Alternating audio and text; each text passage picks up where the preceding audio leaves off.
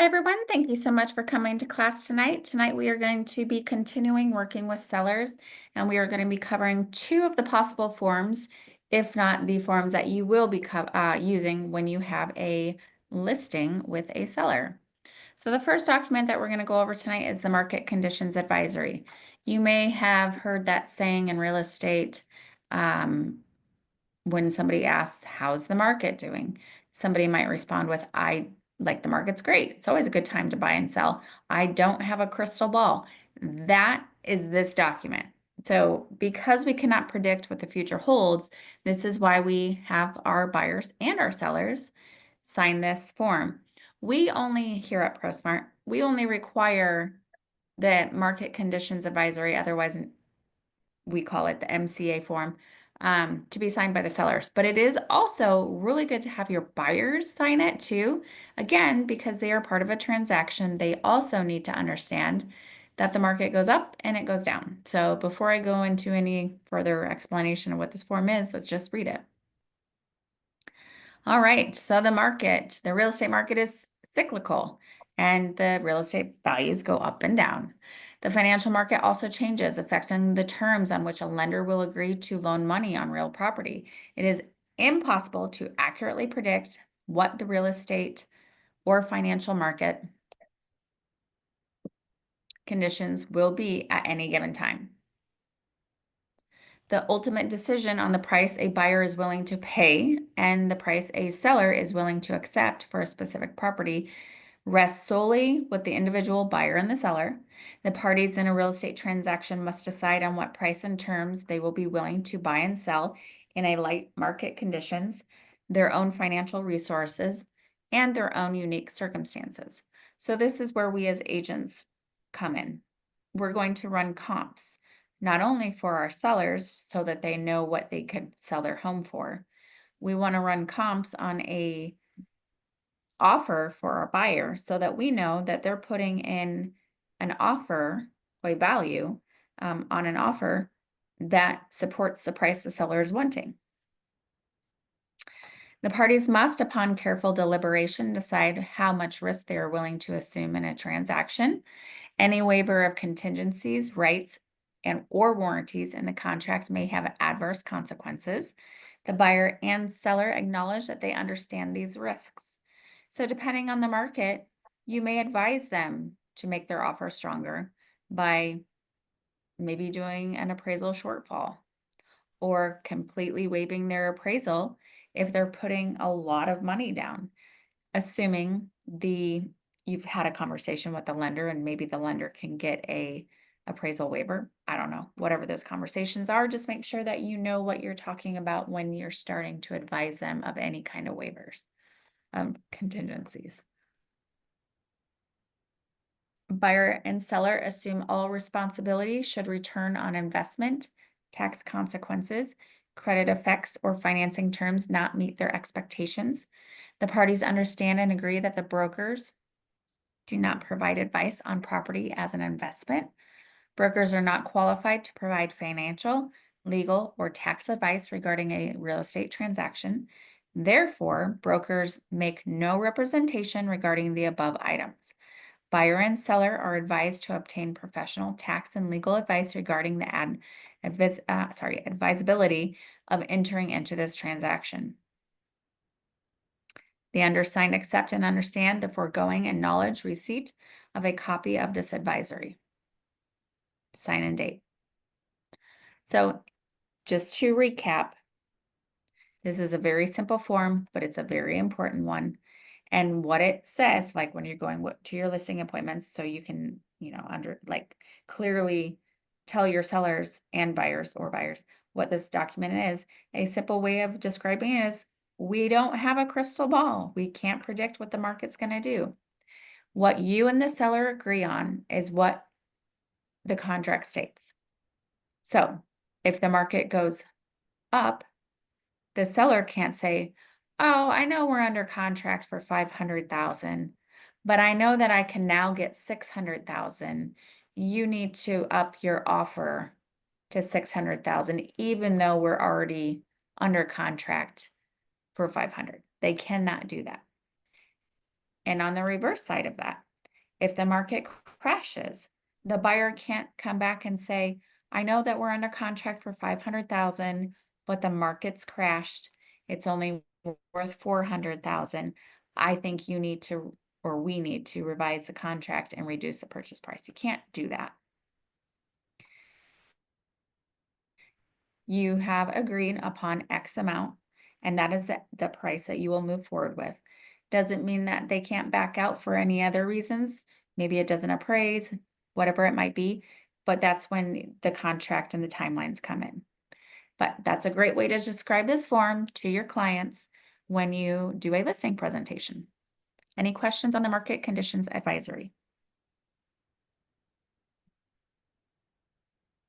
Perfect. Let's move on to the wire fraud advisory. This is not a required document with ProSmart. However, I highly encourage you to get every single one of your clients to sign this. I, especially recently, have had a couple clients who have almost become victims of a scammer. And they are tricky and they are smart. And my client had absolutely no idea that I wasn't even included in the trend, like the trans, well, the conversations between him and the scammer, because it looked like I was being copied on everything. So when title called me and said, just wanted to let you know your buyer is being scammed, thankfully he didn't fall for it. He called to verbally verify the wiring instructions. But I just wanted to keep you in the loop. And I was like, thank you so much for letting me know. I reached back out to my client and I said, I just heard. Thank goodness you listened to me, because I am all about reminding my clients to never, ever, ever, ever trust an email, especially when it talks about changing wire instructions. And I always tell my clients to pick up the phone and to call a trusted individual, myself, title, they've already had conversations with them, and to verbally verify the instructions, or even have their bank call when they're at the bank doing the wire instruction or wire transfer. But this is why I have my clients sign this, because it's just one additional step of protection that states, I told you about scammers. I told you that there is a chance for wire fraud, and you signed this document stating that you're aware of the possibility that it could happen. So before I go any further, let's read the document. Little cool hacker guy up here. All right. Criminals are targeting social media and email to steal information. This is a great point. My client said, how do they have your information? Well, my information is public. I do a lot of social media. Well, not really, but kind of, sort of. But my information is out there for anyone to take. And they can manipulate little things. So it makes you think that I'm communicating with you, but I'm not. So anyways, criminals are targeting social media and emails, social media and email to steal information. This is particularly common in real estate transaction because sensitive data, including social security numbers, bank account numbers, and wire instructions are often sent by electronic means. We do not want you to be the next victim of wire fraud. Money wired to a fraudulent account is stolen money that typically cannot be recovered. Additionally, there is generally no insurance for their loss. You may never get your money back, and that is a fact. Protect yourself. Do not trust emails containing wiring instructions. If you receive an email containing wire instructions, immediately call your escrow officer to ensure the validity of those instructions. Most title companies are now using a secure portal, and there's like a two-step authentication to even get into it. So they may upload the wire instructions there, but like I just said, there's usually a two-step authentication to confirm that you are that person gaining access to it. A scammer is not going to go through that. But it doesn't matter. I always advise my clients to verbally call. Do not trust emails seeking personal or financial information. If you receive an email requesting personal financial information or asking you to download, click on a link, send, and or do anything that may seem unusual to you, call your escrow officer immediately prior to acting on the suspicious email to verify the validity of the email. Trust your source of information. Never direct, accept, or allow anyone in the transaction to consent to receiving transfer instructions without a direct personal phone call to the individual allegedly providing the instructions. It is imperative that this call be made to a number obtained in person from an individual or through other reliable means, such as us, not from a number provided in an email or the wiring instructions. Advise your client to go back to the original purchase contract. The escrow number, phone number is in there. They can call off of that. That's something that you typed. So you're a trusted individual. Yeah, it's a great place for them to get it. Other resources, there are many online sources that could provide useful information regarding similar topics, including but not limited to these following sites. Not going to read through those, but just take a moment to glance over it. Verify and notify. Before you wire funds to any party, including your lawyer, title agent, mortgage broker, or real estate agent. Okay, number one, they're never going to wire funds to us, so I don't know why that's on there, but that's fine. Personally meet them or call a verified phone number, not the telephone number in the email, to confirm before you act. Immediately notify your banking institution and settlement title company if you are a victim of wire fraud. The undersigned acknowledges receipt of the wire fraud advisory. They sign and date. So I'll just give you a quick story. I was representing a seller and we were probably the day before closing. The buyer's agent contacted me and said, "You are not going to believe this. My buyer wired $350,000 to a person and it was a scam." And I was like, oh my goodness. Number one, I felt so horrible for them. And then number two, in the back of my mind is like, well, I'm representing the seller. And if your clients don't have enough funds to close, they will forfeit their deposit if they can't move forward. But thankfully, I didn't just blurt that out. I said, okay, so what can we do? Has their bank been notified? She said, yes, they put a hold on it. The receiving bank did actually, because it was suspicious. But within the time that they wired it to the time that the bank received it, they had already lost $50,000. The FBI got involved. We did end up closing. It was a week later, and thankfully they did have enough funds to continue moving forward.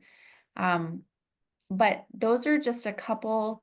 Oh, and my clients asked for proof that it was fraud and they were just making this up, postponing closing. So I asked for the email that the buyer had received, and sure enough, they had added an extra letter in the name of the title company, and everything else, it looked normal. So we were stunned. I even said, I never would have thought that this was a fraudulent email. And my client, the seller, said, I agree. And so anyways, moral of the story is make sure that you drill it into your clients' brains that they need to pick up the phone and verify wire instructions. I don't care if I just gave it to them an hour ago. I want them to call, and not me, I'm speaking title or escrow. I want them to call and verify. Now, hey, Patrick, I know that we got wire instructions yesterday in our portal, but do you have just a quick moment to go over the wire instructions with me? I'm headed to the bank, or I'm going to call you when I get to bank, whatever it might be. But just taking that extra step can save your client from being a victim of fraud. Any questions about this document?